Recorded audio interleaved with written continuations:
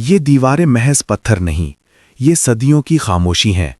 قفقاز کی وادیوں سے لے کر بحر کیسپین کے کنارے تک یہ قلعہ آج بھی ایک راز ہے، ایک ایسا راز جو تاریخ نے چھپا لیا۔ السلام علیکم ورحمۃ اللہ وبرکاتہ۔ ناظرین، خوش آمدید پراسرار دنیا کی اس خاص ڈاکیومنٹری میں۔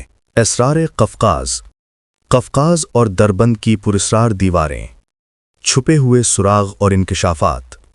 ذرا تصور کریں، ایک ایسی دیوار جو صدیوں سے خاموش کھڑی ہے، جس کے پتھر کسی کی زبان بولتے ہیں جو ہم نہیں سمجھ سکے۔ ایک ایسی دیوار جس کے بارے میں قرآن کریم نے ذکر کیا، جسے سکندر اعظم نے بنایا یا شاید کسی اور نے۔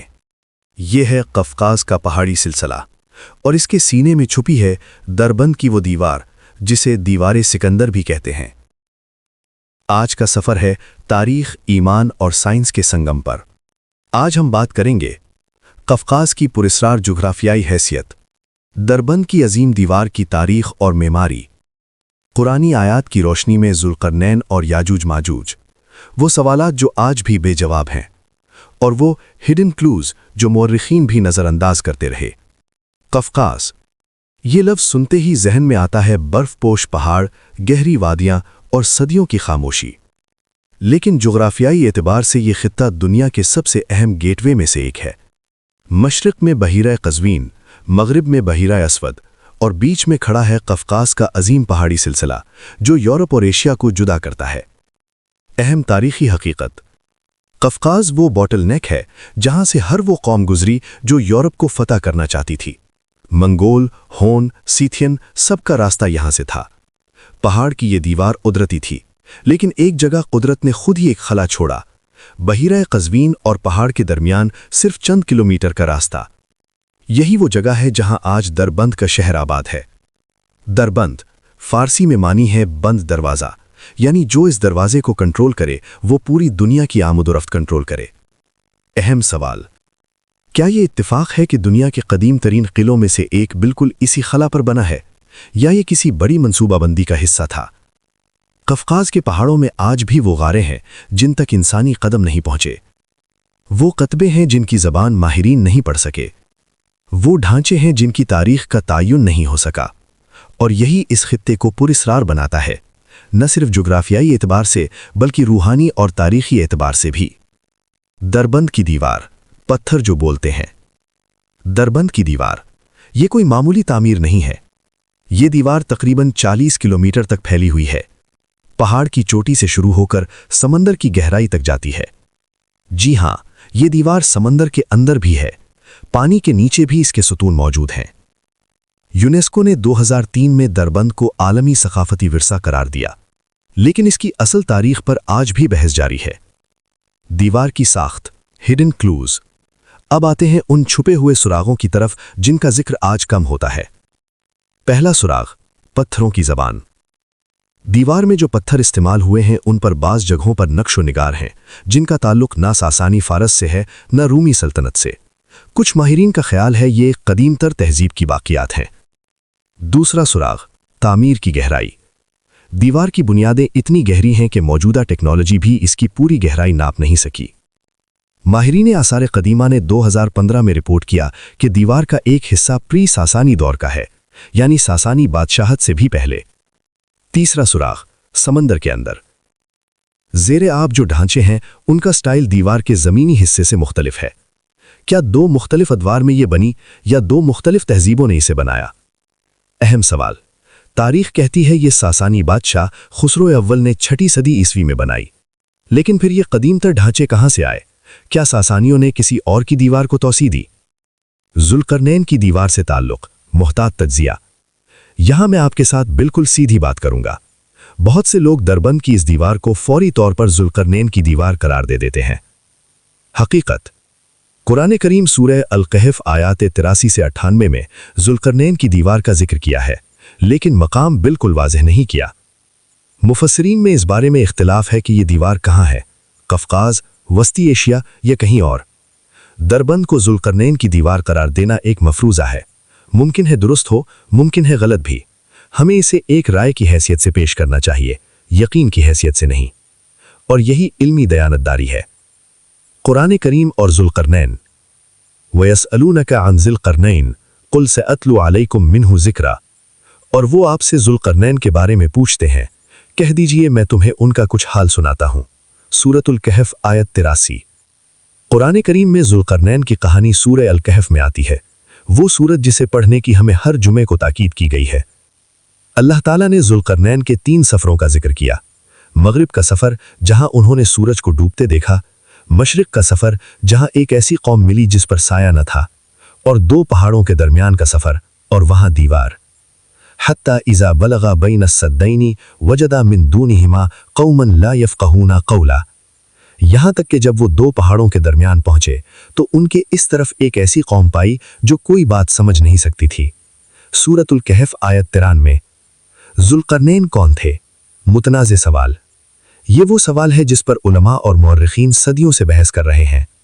राय number 1, Sikandar Azam, Alexander the great. बाज़ मुफस्सरीन का ख्याल है कि ज़ुल्क़रनैन सिकंदर मक़दूनी है। वजह, सिकंदर के सिक्कों पर 2 सींग थे, उन्होंने 3 बड़े सफ़र किए, और उनकी तारीख़ रोमांस ऑफ अलेक्जेंडर में दीवार का जिक्र भी मिलता है। राय number 2, Cyrus Azam, Cyrus the great.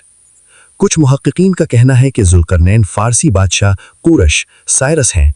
वजह, कुरश ने मशरिक़ से मग़रिब तक फतूहात की, आदिल हाकिम थे और उनका दौर कफ़क़ास से जुड़ा था।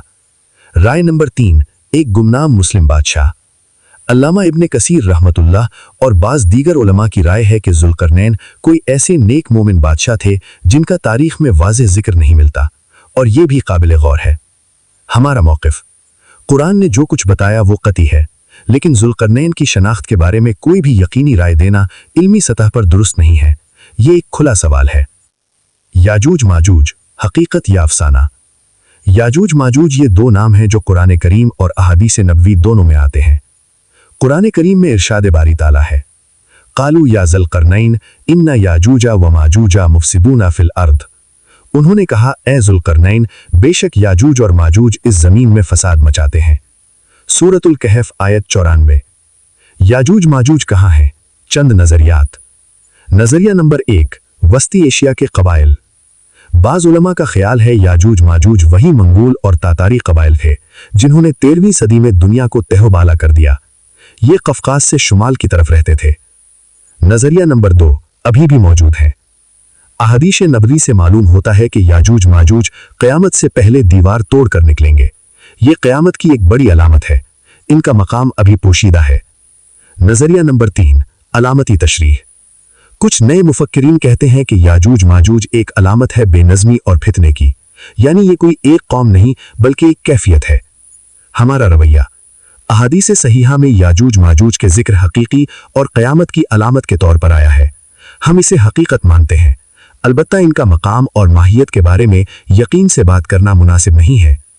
दरबंद का कफ़क़ास से ताल्लुक़, क्या ये वही दीवार है? अब वो असल सवाल जो सबके जहन में है, क्या दरबंद की दीवार ही वो दीवार है जो ज़ुल्क़रनैन ने बनाई? दलाइल जो इसके हक़ में है। दरबंद की जोग्राफियाई पोजीशन बिल्कुल 2 पहाड़ों के दरमियान है। ये दीवार शुमाली कबाइल को रोकने के लिए बनाई गई थी। मुस्लिम मुअर्रिख़ीन जैसे मसूदी और इब्न हौक़ल ने इस दीवार को ज़ुल्क़रनैन से जोड़ा। लफ्ज़ दरबंद और इसकी साख्त सद के तसव्वुर से मिलती है। दलाइल जो इसके खिलाफ है, मौजूदा दीवार का बड़ा हिस्सा 6ठी सदी ईस्वी का है, जबकि ज़ुल्क़रनैन का ज़माना बहुत पहले का। कुरान ने दीवार को लोहे और तांबे से बना बताया, दरबंद की दीवार पत्थर और ईंट की है। कुछ उलमा कफ़क़ास के बजाय वस्ती एशिया यानी मौजूदा तुर्कमानिस्तान को ज़्यादा करीने क़यास मानते हैं। नतीजा, दरबंद याजूज माजूज की दीवार हो सकती है, लेकिन यह साबित शुदा नहीं। इसे मुमकिना मकाम कहना ज़्यादा दुरुस्त है। सेक्शन नंबर 6, वो छुपे सुराग जो तारीख़ ने नज़रअंदाज किए। अब वो हिस्सा जिसका इंतज़ार था, वो हिडन क्लूज़ जिनकी बात कम होती है। सुराग नंबर 1, दीवार का समंदरी हिस्सा। दरबंद की दीवार का एक हिस्सा बहीरा कज़वीन की गहराई में है। गोताखोरों ने 2012 में इसका जायजा लिया। ये ज़ेरे आब ढांचा साबित करता है कि या तो दीवार उस वक्त बनी जब समंदर की सतह कम थी, या फिर वक्त के साथ ज़मीन धसी। दोनों सूरतों में ये इस दीवार की क़दामत का सबूत है जो सरकारी तारीख से ज़्यादा है। सुराग नंबर 2, दीवार गुरगान का मुअम्मा। कफ़क़ास से कुछ फासले पर ईरान में मौजूद है दीवार गुरगान, जो दरबंद से भी लंबी है, 200 किलोमीटर। इसे ग्रेट वॉल ऑफ ईरान भी कहते हैं। ماہرین اسے بھی ساسانی دور کا مانتے ہیں، لیکن اس کی بنیادیں اس سے کہیں پرانی ہے۔ کیا یہ دونوں دیواریں ایک ہی دفاعی نظام کا حصہ تھیں؟ اور کس نے پہلے شروع کی؟ سراغ نمبر 3، الیگزینڈر رومانس کا ذکر۔ الیگزینڈر رومانس یہ یونانی ادبی تحریر 3 صدی عیسوی کی ہے۔ اس میں سکندر کی ایک دیوار بنانے کا ذکر ہے جو ان کلین نیشنز یعنی آلودہ قوموں کو روکنے کے لیے تھی۔ یہ ان کلین نیشنز قرآن کے یاجوج ماجوج سے مشابہت رکھتے ہیں۔ کیا یونانی روایت اور اسلامی روایت ایک ہی واقعے کی دو یادیں ہیں؟ سراغ نمبر 4، پتھروں پر نقش۔ دربند قلعے کے بعض حصوں میں پتھروں پر ایسے نقش ملے ہیں جو نہ عربی ہیں، نہ فارسی، نہ یونانی۔ روسی ماہرین آثار قدیمہ نے 1980 کی دہائی میں ان کی تصاویر لیں۔ تحقیق ابھی تک جاری ہے۔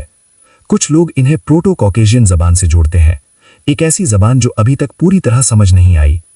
سراغ نمبر 5، کوہ قاف کی روایت۔ قفقاز کے پہاڑوں کو اسلامی ادب میں کوہ قاف سے جوڑا جاتا ہے۔ کوہ قاف کے بارے میں روایت ہے کہ یہ زمین کو گھیرے ہوئے ہے اور اس پر جنات کا بسیرا ہے۔ یہ ضرور ایک افسانوی روایت ہے، لیکن یہ سوال اٹھاتی ہے کہ قفقاز کے بارے میں اتنی پراسرار روایات کیوں ہیں؟ کیا اس کی وجہ یہ ہے کہ یہ خطہ واقعی کسی بڑے واقعے کا گواہ رہا ہے؟ مجموعی تجزیہ۔ یہ 5 سراغ مل کر ایک تصویر بناتے ہیں کہ قفقاز اور دربند کا خطہ انسانی تاریخ کے کسی بڑے باب سے جڑا ہے جو ابھی مکمل نہیں لکھا گیا۔ جدید سائنس اور آثار قدیمہ کیا کہتے ہیں؟ جدید ٹیکنالوجی نے دربند اور قفقاز کے بارے میں کئی نئی باتیں سامنے لائی ہیں۔ لائیڈار ٹیکنالوجی، آسمان سے دیکھنا۔ لائیڈار ایک جدید سکیننگ ٹیکنالوجی ہے جو زمین کے اندر چھپے ڈھانچے دیکھ سکتی ہے۔ 2019 میں اس ٹیکنالوجی سے دربند کے آس پاس زیر زمین کچھ ڈھانچے دریافت ہوئے جو ابھی زیر تحقیق ہے۔ کاربن ڈیٹنگ کے نتائج۔ کاربن ڈیٹنگ سے دیوار کے مختلف حصوں کی عمریں مختلف نکلی ہے۔ یہ ثابت کرتا ہے کہ یہ دیوار مختلف ادوار میں مختلف لوگوں نے بنائی یا توسیع دی، جو ایک اہم دریافت ہے۔ سیٹلائٹ امیجری کا تجزیہ۔ گوگل ارتھ اور ناسا کی امیجز سے دربند کے ارد گرد کچھ ایسے نشانات ملے ہیں جو کسی بڑی قدیم آبادی کی طرف اشارہ کرتے ہیں۔ یہ آبادی کب تھی اور کون تھے، یہ ابھی نامعلوم ہے۔ اہم نکتہ۔ سائنس یہ نہیں کہہ رہی کہ یہ ذوالقرنین کی دیوار ہے، لیکن سائنس یہ ضرور کہہ رہی ہے کہ یہ دیوار ہماری سوچ سے بھی زیادہ قدیم اور پیچیدہ ہے، اور یہی وہ جگہ ہے جہاں ایمان اور تحقیق کا سنگم ہوتا ہے۔ ایک مومن کے لیے قرآن کی بات یقینی ہے، ایک محقق کے لیے ثبوت چاہیے، اور یہاں دونوں کا جواب ایک جیسا ہے۔ ابھی اور تحقیق کی ضرورت ہے۔ ٹارگٹ۔ سیکشن 8، اختتام۔ سوال باقی رہتا ہے۔ ناظرین، ہم نے آج ایک طویل سفر کیا۔ ہم نے دیکھا قفقاز کیوں تاریخ کا دروازہ ہے، دربند کی دیوار کتنی پراسرار اور قدیم ہے، قرآن میں ذوالقرنین اور دیوار کا ذکر، یاجوج ماجوج کے بارے میں مختلف نظریات، اور وہ 5 ہڈن کلوز جن پر کم بات ہوتی ہے۔ لیکن ناظرین، کچھ سوال ابھی بھی بے جواب ہے، اور شاید اللہ تعالیٰ نے انہیں اسی لیے پوشیدہ رکھا ہے تاکہ ہم سوچتے رہیں، تلاش کرتے رہیں اور ایمان کی گہرائی کو سمجھتے رہیں۔ قرآن کریم نے ذوالقرنین کی دیوار کے بارے میں خود کہا، فَمَسْتَطَاعُوا أَن يَظْهَرُوهُ وَمَا اسْتَطَاعُوا لَهُ نَقْبًا، پس وہ اس پر چڑھ نہ سکے اور نہ اس میں سوراخ کر سکے۔ سورۃ الکہف۔ یہ دیوار چاہے دربند میں ہو چاہے وسط ایشیا میں ابھی قائم ہے، اور جب اللہ کا وقت آئے گا تو یاجوج ماجوج نکل آئیں گے۔ یہ ہمارے ایمان کا حصہ ہے، یہ قرآن کا وعدہ ہے، اور قرآن کا ہر وعدہ سچا ہے۔ اگر آپ کو یہ ڈاکیومنٹری پسند آئی تو لائک کریں اور چینل سبسکرائب کریں، اپنے دوستوں اور خاندان سے شیئر کریں۔ کامنٹ میں بتائیں آپ کے خیال میں ذوالقرنین کون تھے۔ پراسرار دنیا آفیشل، اسلامی تاریخ، سائنس اور اسرار کی دنیا میں خوش آمدید۔